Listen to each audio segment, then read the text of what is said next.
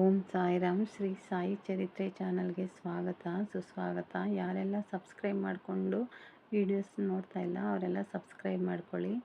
ಪಕ್ಕದಲ್ಲಿರೋ ಬೆಲ್ಲೈಕನನ್ನು ಒತ್ತಿ. ಈ ವಿಡಿಯೋ ಇಷ್ಟ ಆದರೆ ಸಾಯಿ ಕುಟುಂಬದವ್ರಿಗೂ ಶೇರ್ ಮಾಡಿ, ಲೈಕ್ ಮಾಡಿ ಹಾಗೂ ಸಪೋರ್ಟ್ ಮಾಡಿ.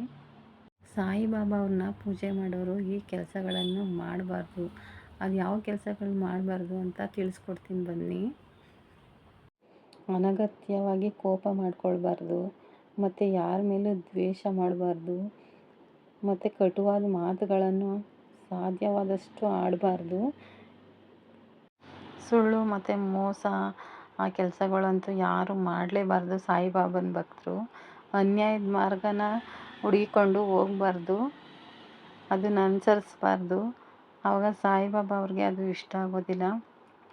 ಸಾಯಿಬಾಬಾನ ಇಷ್ಟಪಡೋರು ಯಾವಾಗಲೂ ಸಾಯಿಬಾಬಾನ ನೆನೆಸ್ಕೊಂಡು ನಾಮ ಜಪನ ಮಾಡ್ತಾ ಇರಬೇಕು. ಬೇರೆಯವರಿಗೆ ಒಳ್ಳೆಯದನ್ನೇ ಬಯಸಬೇಕು ಅಂತ, ಮತ್ತು ಒಳ್ಳೆಯದನ್ನೇ ಮಾಡಬೇಕು ಅಂತ ಸಾಯಿಬಾಬಾ ಇಷ್ಟಪಡ್ತಾರೆ.